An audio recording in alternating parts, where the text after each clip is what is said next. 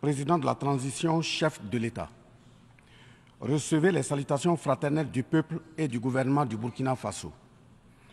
Au nom du peuple burkinabé, je m'incline respectueusement sur la mémoire des grands leaders dans le monde qui ont fait rêver et espérer d'une société humaine juste et équitable à travers leur engagement, détermination et esprit de sacrifice. Je cite notamment Fidel Castro de Cuba, Patrice Émeric Lumumba du Congo, Modibo Keïta du Mali, Ruben Unyobé et Félix Moumié du Cameroun, Sylvanus Olympio du Togo, Che Guevara de l'Argentine, Martin Luther King et Malcolm X des États-Unis d'Amérique, Nelson Mandela de l'Afrique du Sud, Jomo Kenyatta du Kenya, Amilcar Cabral de la Guinée-Bissau et des îles Cap-Vert, Marianne Ngouabi du Congo-Brazzaville, le capitaine Noël Isidore Thomas Sankara du Burkina Faso, etc. Ces leaders ont été, pour la plupart, exécutés de façon violente et d'autres assassinés à travers le feu des prisons et des empoisonnements. Leur seul crime a été pour chacun d'eux l'incarnation des rêves, des ambitions, de l'espoir des peuples meurtris, violés, violentés et pillés. Monsieur le Président, ma présence à cette tribune honorable des Nations Unies, au nom du Burkina Faso, pays des hommes intègres, n'est pas pour ériger des murs de lamentation. Je ne suis non plus pas là pour vous livrer un discours de convenance, mais j'ai été plutôt mandaté en sacrifice pour vous dire que le mensonge d'État, l'hypocrisie diplomatique, la boulimie du pouvoir, la recherche effrénée du gain, l'esprit démoniaque de domination et d'exploitation de l'homme par l'homme sont les vraies plaies qui gangrènent notre vivre ensemble et font courir toute la société à sa perte, y compris donc notre organisation, l'ONU. Son Excellence, M. Antonio Guterres, secrétaire général de l'Organisation des Nations Unies, Son Excellence, M. Joe Biden, président des États-Unis, Son Excellence, M. Denis Francis, représentant permanent de la Trinité et Tobago auprès des Nations Unies, élu président de la 78e session de l'Assemblée générale, Son Excellence, M. Luis Inácio Lula da Silva, président de la République fédérative du Brésil, permettez-moi de reprendre ici des parties de vos propos, discours respectifs prononcés à cette même tribune à l'ouverture de cette 78e session. Primo, je cite, « Nous sommes dans un monde sans dessus-dessous. Des cadavres jonchent les plages où des milliardaires se prélassent. » Pour la deuxième personnalité, je cite, « Nous sommes à la croisée des chemins. Nous avons une cause commune, à savoir léguer à nos enfants un monde avec un bon climat social. » Fin de citation. Pour la troisième personnalité, je cite, « Malgré les difficultés, nous pouvons nous en sortir. Ce ne sont pas les capacités qui manquent, mais la volonté politique. Sinon, nous pouvons apporter le progrès et la paix pour tous. » Fin de citation. Pour la quatrième personnalité, je cite, « Il y a dissonance entre les discours et les pratiques, les faits. Le Conseil de sécurité de l'ONU est paralysé. L'ONU doit assumer ses fonctions d'un monde solidaire et équitable, conformément aux principes édictés dans la Charte. Cela suppose qu'on ait le courage de lutter contre les inégalités. » Fin de citation. La quintessence des expressions de ces quatre autres personnalités signifie clairement que les inégalités dans le monde sont voulues, sinon qu'avec un minimum de courage et de volonté politique, nous pouvons, à défaut de les éradiquer, les amenuiser à leur congrue expression. En effet, chaque année, les discours pleuvent au même titre que les promesses et engagements. Les preuves de la dissonance entre les discours et les faits sur ces questions de principes contenus dans la Charte de l'ONU, dont la justice, l'égalité, la dignité, l'intégrité, le droit à l'autodétermination, la souveraineté des États, l'inviolabilité du territoire et le respect du droit international sont ce qui se passe en Libye, dans le Sahel, précisément sur le Niger, et sur la crise entre la Russie et l'Ukraine. D'abord, en Libye, Suite à cette catastrophe diluvienne, des milliers de voix ont été fauchées, des milliers de vies donc ont été fauchées, pour badigeonner nos consciences de tranquillité transparente. Chaque nation se précipite pour présenter sa compassion, sa solidarité. C'est certes pour donner l'impression que nous vivons en société et que nous défendons des valeurs. L'honnêteté intellectuelle recommande et l'histoire des consciences nous reflète que nous devons présenter nos sincères excuses au peuple libyen pour avoir été, collectivement et individuellement, par passivité condamnable ou par complicité active et inacceptable, aux côtés des bourreaux qui ont été la première catastrophe anthropique en Libye. C'est cette catastrophe qui a mis la Libye à genoux en la saccageant et tuant son guide avant que les eaux du déluge ne viennent l'endeuiller davantage. Et malheureusement, à la tête de cette catastrophe humaine était l'ONU sous la résolution 1970. Et le silence coupable voit la complicité de la CEDEAO et de l'Union africaine.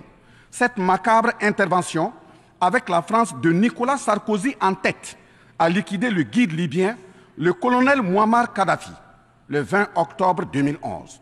Si les condoléances au peuple libyen avaient un minimum de bon sens et sans hypocrisie, cette diplomatie macabre n'aurait jamais lieu autour du cas du Niger pour y créer une Libye bis. Ensuite, pour preuve que les relations internationales sont teintées d'une haute hypocrisie diplomatique, dénudées de conscience, de morale, de dignité, d'intégrité, de justice, donc de paix, ce sont encore les mêmes gesticulations dans un aliment scandaleusement mortifère qui s'agitent comme des fauves autour de leur proie blessée pour la dévorer.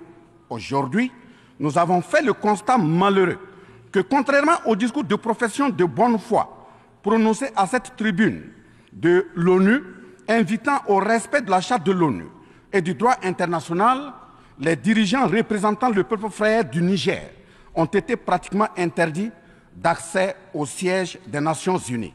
Le Burkina Faso condamne fermement cette manœuvre sordide qui relève de pratiques moyenâgeuses. Cela ne peut évidemment se faire que par des esprits en perte de valeurs essentielles pour toute vie harmonieuse en société. De ce fait, nous renchérissons pour dire que l'ONU ne doit en aucun cas être un instrument dans les mains d'un quelconque pays. Les leaders panafricanistes qui se sont battus pour l'unité africaine, nos grands-parents qui sont tombés dignement sous les balles assassines des colons, les dignes fils africains qui se sont sacrifiés pour l'honneur sur le continent et qui ont lutté férocement contre la traite négrière et le néocolonialisme, ont eu leur sommeil de guerriers perturbé pour avoir entendu qu'une poignée d'enfants égarés de l'Afrique tiennent le Niger, telle une boule de coton, à l'envahisseur afin qu'il y mette le feu. Oui, cher continent africain, une poignée de tes enfants a décidé de t'humilier et de te vilipender à travers le mensonge éhonté d'État, en commençant par le Niger. Par conséquent, je lance un appel vibrant et solennel au peuple sénégalais, béninois, nigérien, ghanéen, tchadien, ivoirien, comorien, bissau-guinéen et tous les peuples d'Afrique à se mobiliser davantage dans la fraternité et la solidarité africaine afin d'éviter que les impérialistes mettent le feu au Niger, comme le cas de la Libye. Monsieur le Président, Monsieur le Secrétaire général, distingué personnalité, j'insiste à cette tribune de l'ONU et devant le monde entier que la CEDEAO, l'Union africaine et l'ONU doivent impérativement se muer en des organisations véritables des peuples en lieu et place de structures d'une minorité de chefs d'État.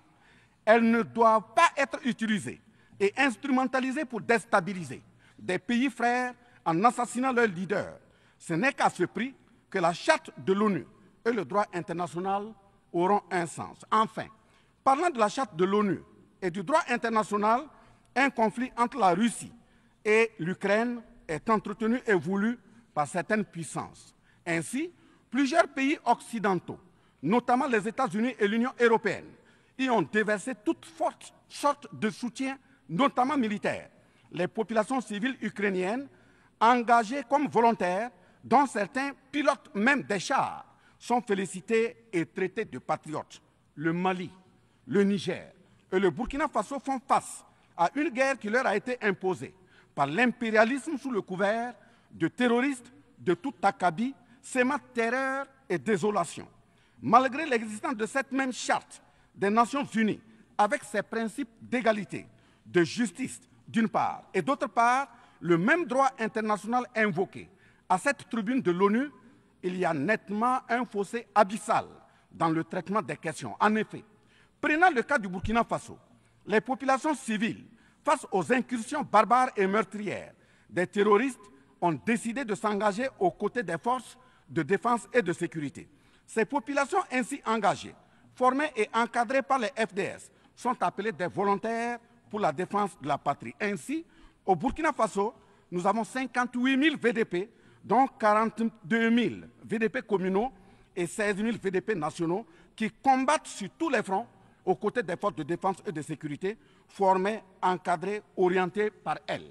Celles-ci n'agissent que sur instruction et surveillance des FDS et conformément à des textes réglementaires en vue de protéger leur vie et leurs biens. Ce sont ces patriotes que certains chefs d'État de la CEDEAO et de l'Union africaine, sur instrumentalisation de puissances impérialistes capitalistes, tentent de faire croire à la communauté internationale que ce sont des milices. C'est cela le mensonge éhonté d'État. Monsieur le Président, si la communauté internationale était honnête et sincère dans son engagement contre le terrorisme, il ne perdurera point, de sorte à ce que des populations civiles s'engagent et se forment pour assurer leur propre défense. Parlant d'un manque de franchise de cette communauté internationale, voici les exemples. Premièrement, lorsque le Mali, le Burkina Faso, le Niger et d'autres pays se sont organisés sur leurs frontières communes en mutualisant leurs forces pour faire face au terrorisme, la France est venue de nulle part imposer son instrument qu'est le G5 Sahel. Aujourd'hui, la CEDEAO, qui a subitement une force d'intervention pour établir des démocraties, a annoncé un apport de 2 milliards de dollars US. Mais à la création de cette G5 Sahel, jusqu'à nos jours, à sa vaporisation, cette CEDEAO n'a pu débourser que 25 millions de dollars, 25 millions de dollars US. Où est donc le sérieux dans la défense des vies humaines prônée par la Déclaration universelle des droits de l'homme et des peuples? Deuxièmement, le Burkina Faso subit des sanctions cyniques suite au coup d'État du 30 septembre 2022. Cette nébuleuse dite communauté internationale, sous l'impulsion de la France qui est passée par ses valets locaux en Afrique, a tenté d'abord de faire nommer un Premier ministre au Burkina Faso en vain. Ensuite, ils sont passés à l'imposition de ministres dans des postes stratégiques au sein du gouvernement burkinabé en vain. Et enfin, ils ont négocié le maintien des relations afin que le capitaine Ibrahim Traoré mette en œuvre tout ce qu'ils décideront, condition sine qua non d'une durée à souhait au pouvoir. L'ayant aussi refusé, au nom de l'intérêt supérieur de son peuple, une avalanche de mesures répressives, de menaces, de tentatives de coup d'État, manœuvres immorales sont en élaboration dans des laboratoires criminels. Et malheureusement, toutes ces manœuvres et missions macabres sont pilotées en marionnettes téléguidées par des personnages de couloir présidentiel africains. C'est ainsi que même cette fameuse initiative d'Accra, sans le Mali, n'a pas fait long feu. Troisièmement, en plus des coupures d'aide, d'annulation de conventions de formation de nos forces de défense et de sécurité, nous assistons au blocage de notre matériel militaire, commandé avec la sueur de nos compatriotes, toujours sous l'impulsion de la France. En exemple, pour les vecteurs aériens nécessaires pour le contrôle et la défense du territoire, nous avons eu un contrat avec le Brésil, dont la licence d'armes devait provenir de la Belgique et le système de navigation de tir, ainsi que des caméras des États-Unis d'Amérique, puis un moteur du Canada. Ces moyens sont aujourd'hui fallacieusement et cyniquement bloqués. Vous parlez de défense des droits humains à cette tribune de l'ONU. Je vous invite donc à nous livrer incessamment nos armes pour la défense et la protection de nos populations meurtries. En tout état de cause, vous êtes solennellement saisis. Et si rien n'est fait, l'histoire vous tiendra responsable de non-assistance à personne en danger. Monsieur le Président, Monsieur le Secrétaire général, ce tableau peu reluisant de cette communauté internationale caractérisée par la non-assistance à États en proie au terrorisme, l'hypocrisie internationale, la suprématie de quelques puissances au sein de l'ONU, la complicité au pillage de l'Afrique, etc., ne commande-t-il pas la traduction de cette communauté internationale devant la Cour pénale internationale? En un mot, notre sécurité sera assurée par nous-mêmes en priorité et non par quelqu'un d'autre. Sur la question de la présence de Wagner au Burkina Faso, chantée par une certaine presse téléguidée depuis l'Élysée, je répondrai ceci. Oui, Monsieur le Président, c'est nous les Wagner du Burkina Faso. Oui, ces braves forces de défense et de sécurité et volontaires pour la défense de la patrie sont les Wagner du Burkina Faso. Par conséquent, du haut de cette tribune de l'ONU, je magnifie le sacrifice de tout patriote au nom de l'intérêt national. Je salue vivement la mémoire de tous ceux qui sont tombés les armes à la main et magnifie le courage et l'intégrité de ceux qui sont toujours en vie et foncent inexorablement et de façon sacrificielle vers la victoire de notre peuple et la sauvegarde de notre patrie. Au lieu de nous aider à arrêter cette saignée humaine, ce sont des accusations fallacieuses, des mensonges éhontés d'État, englobés dans une diplomatie d'hypocrisie et des menaces voilées pour nous indiquer des partenaires à fréquenter et des conduites à tenir. Nous disons non. Au nom de la même charte des Nations Unies et du droit international que vous évoquez tous et toutes ici à cette tribune, les peuples africains en général et sahéliens en particulier sont résolument engagés à assumer absolument et pleinement leur émancipation totale pour un progrès social véritable. Ainsi, le Burkina Faso liera de façon souveraine ses partenariats avec qui il veut et achètera ses moyens de défense avec qui il veut. Qu'un pays s'appelle Russie, Iran, Turquie, Azerbaïdjan, Cuba, Nicaragua, Corée du Nord, le Burkina Faso y achètera et y vendra librement ses produits sans intermédiaire, encore moins une autorisation de qui que ce soit.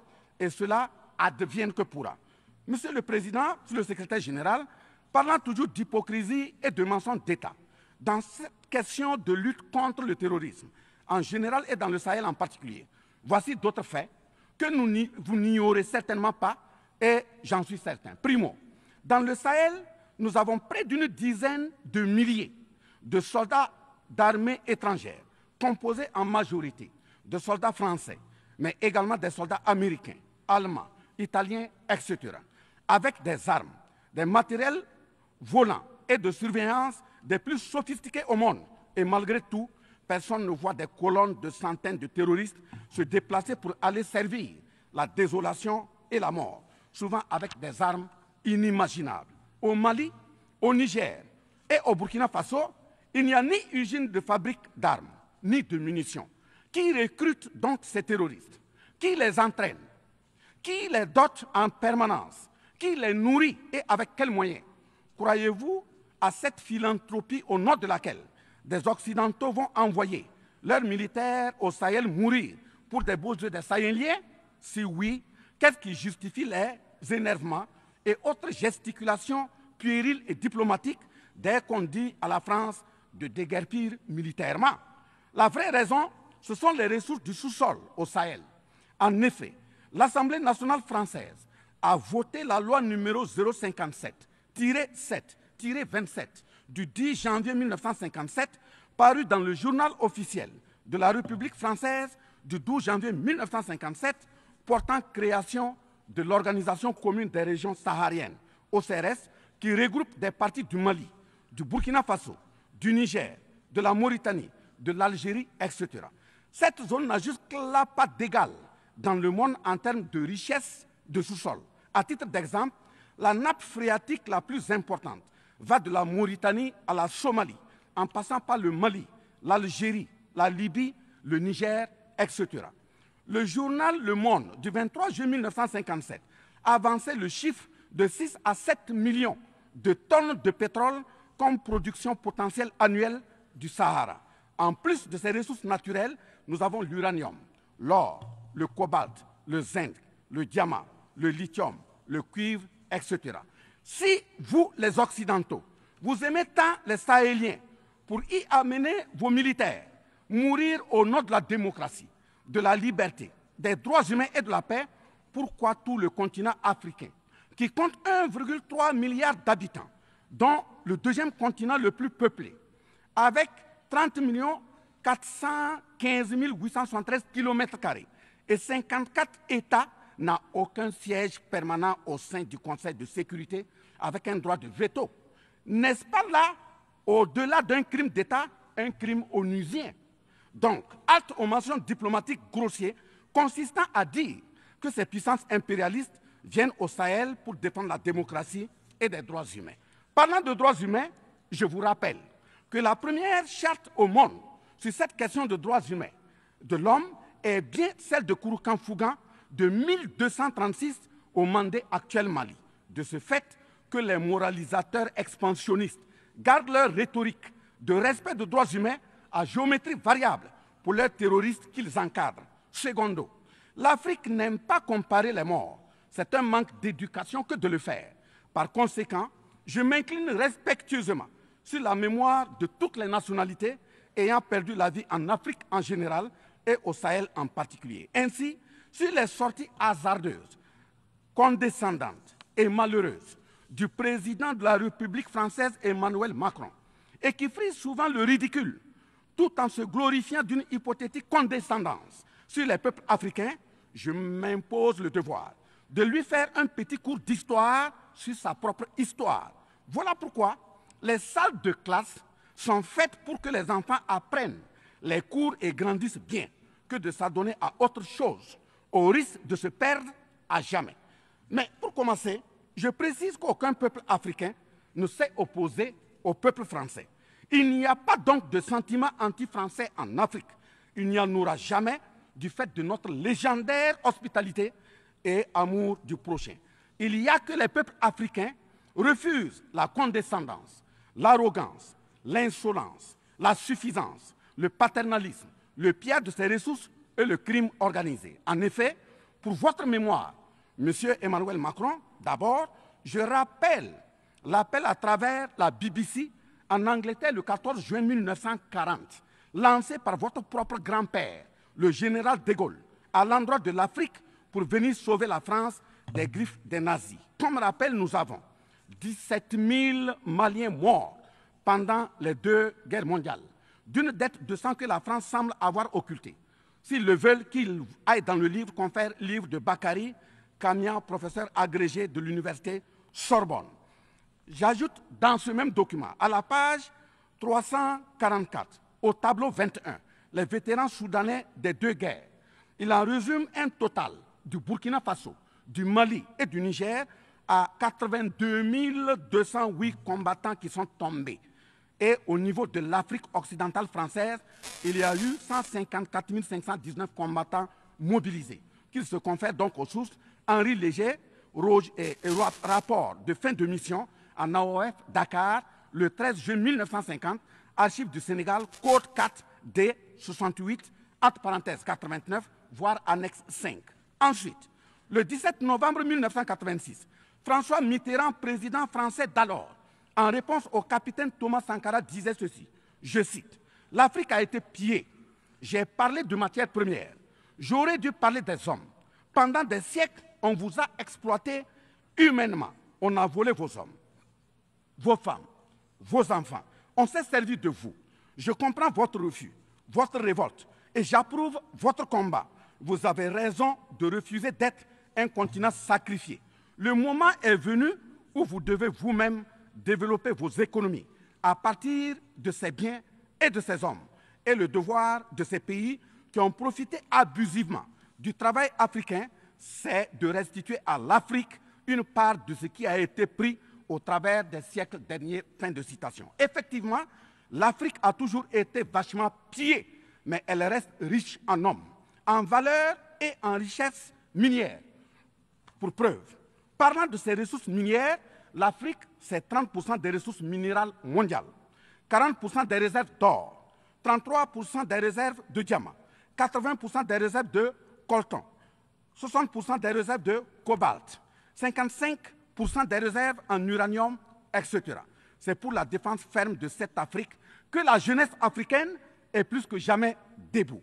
Monsieur Macron, avez-vous encore besoin d'un peu d'histoire pour vous remémorer Enfin, bien avant cette sortie regrettable et donc malheureuse du président français Emmanuel Macron, il s'était attaqué, comme tant d'autres de ses compatriotes politiciens, à la maternité africaine. Et là aussi, je tiens à lui rappeler que l'Allemagne compte 80 millions d'habitants environ sur une superficie de 347 000 km² face au Congo, qui a 95 millions d'habitants sur une superficie de 2 345 000 km². Deuxièmement, la Belgique compte 11 millions d'habitants sur une superficie de 30 000 km² face au Gabon, qui a 2,5 millions d'habitants sur une superficie de 267 000 km². Troisièmement, la France compte 68 millions d'habitants sur 672 329 km² face à la Namibie, qui compte 2,5 millions d'habitants sur une superficie de 825 000 km². C'est fort de tout ce qui précède que, justement, Aimé Césaire, paix à son âme, disait, je cite, « L'Afrique est le seul continent au monde où les populations chantent et dansent et applaudissent pour ceux qui les appauvrissent, les affament et les torturent. Le malheur de l'Afrique, c'est d'avoir rencontré la France. » Fin de citation. Certes que l'Occident a violenté, volé et violé l'Afrique. Quelle est notre part de responsabilité en tant que dirigeants africains? N'est-ce pas nous, dirigeants africains, qui prêtons le flanc pour qu'on nous piétine? En effet, nous avons abandonné notre identité pour ne rien être.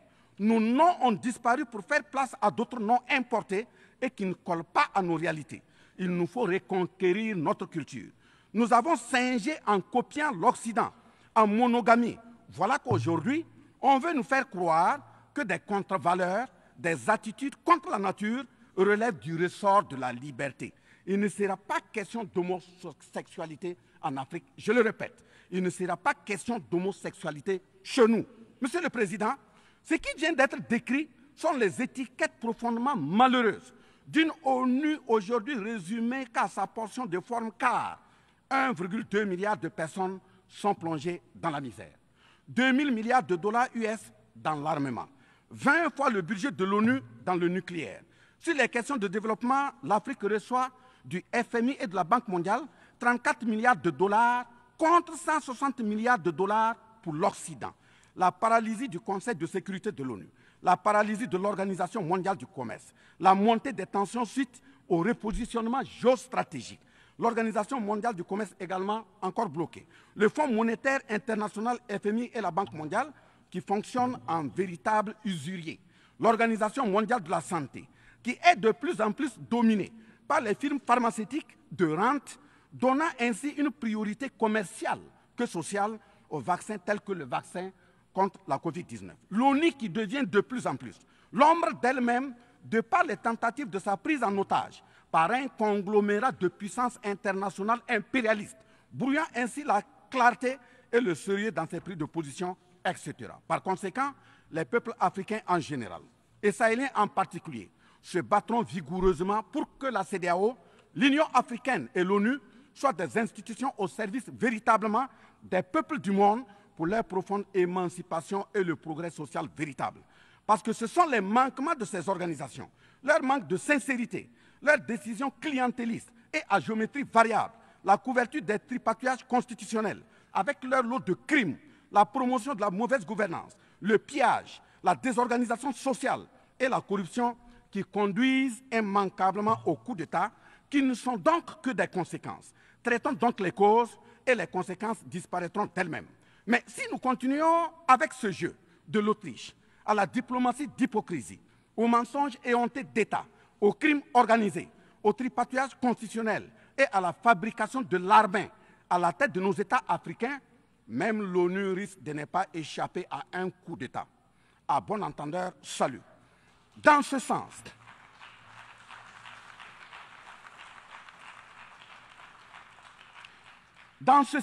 et afin de prendre leur destin en main, le Mali, le Niger et le Burkina Faso ont signé l'Alliance des États du Sahel, en abrégé AES. L'AES est une architecture pour la sécurisation de nos pays, partant du traité révisé de l'autorité de développement intégré de la région de l'Iptako-Gourma. Prenant en compte la situation sécuritaire et surtout le manque de franchise dans le partenariat, il s'agit de compter sur nos propres ressources en recherchant la mutualisation de nos moyens et à œuvrer à faire disparaître les discontinuités dans les espaces de manœuvre opérationnels. Monsieur le Président, je vous signifie avec force et fermeté, dans une haute et intelligible voix que, primo, nous, peuple africain, sommes foncièrement démocrates. Pour preuve, notre attachement à la dignité humaine transcende la démocratie.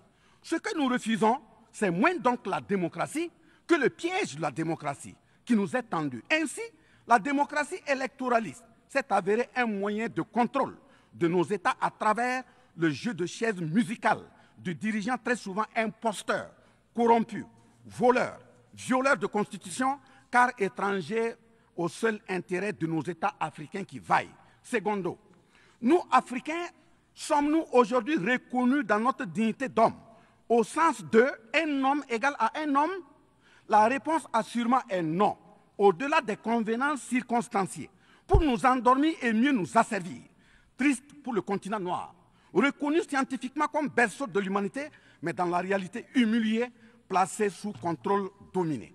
Des indépendances factices aux guerres fratricides, de la démocratie électoraliste aux aides biaisées, des guerres de rapine au terrorisme malicieusement fabriquées, entretenues et injectées dans nos contrées africaines, notamment au Mali, au Burkina Faso et au Niger. Il y a une seule constante, nous dominer, maintenir le pied sur notre cou, tel le cas de notre malheureux frère George Floyd aux États-Unis, ici même. Est-ce cela la démocratie? Et il se trouve des partisans de cette conception étriquée de la liberté pour justifier intellectuellement l'asservissement et la barbarie contre nos peuples en lutte pour leur dignité et leur souveraineté au nom d'un principe paradoxal de liberté qui, in fine, assassine la liberté. Oh liberté, quel crime n'a-t-on pas commis en ton nom? C'est pourquoi nous décidons désormais de dire non. Non à tous ces amis qui veulent du bien au point de nous menacer de guerre pour imposer leur amitié. Nous adapterons notre démocratie tant brandie et chantée par des loups dans des pots de bélier afin de sécréter par nous-mêmes le leadership politique adéquat pour nos peuples en vue de leur bonheur. Oui, l'émancipation totale et le progrès social véritable pour nos peuples constituent la finalité de toute action, qu'elle soit politique, économique, socio-culturelle et ou sécuritaire. Troisièmement, les peuples africains en général, et ceux sahéliens en particulier, ont découvert des chaînes d'aliénation économique, sécuritaire, socio-culturelle matérialisées en accord secret avec la France et sont engagés à les casser pour leur émancipation véritable. Ce sont entre autres, premièrement, la dette coloniale.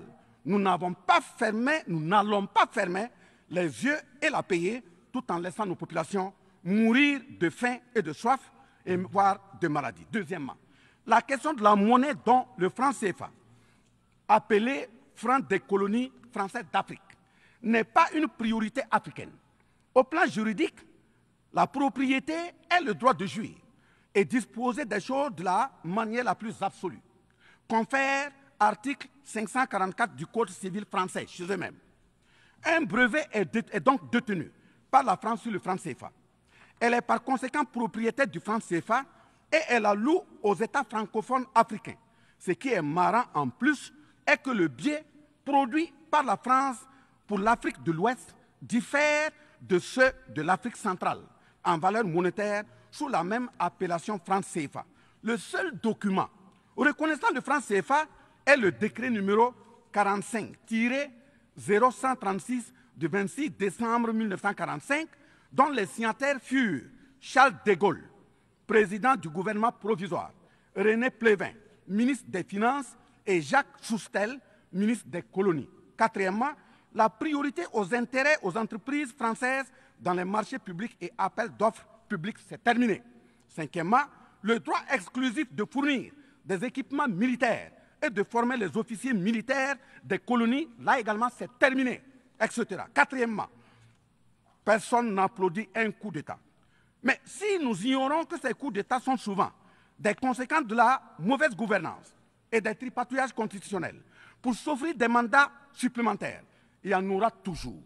Donc, ayons la lucidité de combattre les vraies causes en restant exigeants sur le respect des règles démocratiques et de la bonne gouvernance. Cinquièmement, les peuples africains ne sont pas opposés au peuple français, mais c'est plutôt la politique française, pleine de condescendance qui est rejetée. En effet, la France, en refusant le rapatriement de son ambassadeur récusé au Niger, est une violation du droit international, notamment l'article 9 alinéa 1 et 2 de la Convention de Vienne sur les relations diplomatiques de 1961. En décidant de l'interdiction des artistes du Burkina Faso, du Mali et du Niger en France, c'est une méconnaissance très grave de la portée culturelle en tant que moteur d'équilibre familial, communautaire, voire national. L'artiste est un médecin du psychique, même à distance. En déclarant qu'ils ne veulent pas de chômeurs, de migrants, de voleurs, etc. en France, nous en Afrique en général, et au Sahel en particulier, ce sont les producteurs de chômeurs et de voleurs via le pillage cynique de nos ressources que nous ne voulons pas. Mes sincères reconnaissances au peuple du monde, à l'ensemble des personnalités à tous les niveaux dans le monde qui comprennent et accompagnent le Burkina Faso, le Mali et le Niger dans cette montée certes difficile, mais s'adhère totale sur le chemin de la pleine émancipation, l'expression de la dignité, de l'honneur, de la liberté, de l'égalité, de la prospérité, de la justice et donc de la paix. Face à la situation que traverse le Burkina Faso, le gouvernement burkinabé a mis en œuvre des actions vigoureuses à travers l'adoption d'un nouveau plan de développement, le plan d'action pour la stabilisation et le développement, et ses 4 axes prioritaires qui sont, premièrement, la lutte contre le terrorisme et la restauration de l'intégrité territoriale. Deuxièmement, la réponse à la crise humanitaire. Troisièmement, la réponse de l'État à l'amélioration de la gouvernance. Et pour terminer, le dernier élément, la réconciliation nationale et la cohésion sociale. Ces efforts visent à offrir à la population burkinabé de meilleures conditions de vie, tout en saluant l'ensemble des partenaires à travers le monde qui nous accompagnent. Nous invitons vivement ceux qui sont toujours dans le doute ou tétanisés par des rapports au contenu faux qu'ils sont les bienvenus au Burkina Faso, à condition que le partenariat cadre avec la vision de la transition résumée dans ces 4 axes. Vive l'ONU, vive la 78e session, vive les peuples en lutte, vive la solidarité entre les peuples, vive l'Afrique libre, vive l'Alliance des États du Sahel, vive le Burkina Faso, la patrie ou la mort, nous vaincrons. Je vous remercie. I thank the Minister of State, Minister of Civil Service of Burkina Faso. I now give the floor to His Excellency Dato Erwan Pehbe Yusuf, Second Minister of Foreign Affairs of Brunei Darussalam.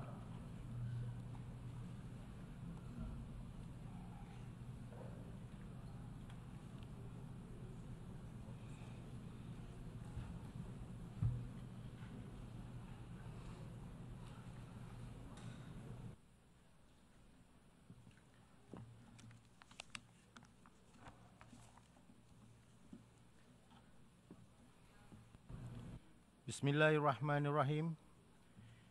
In the name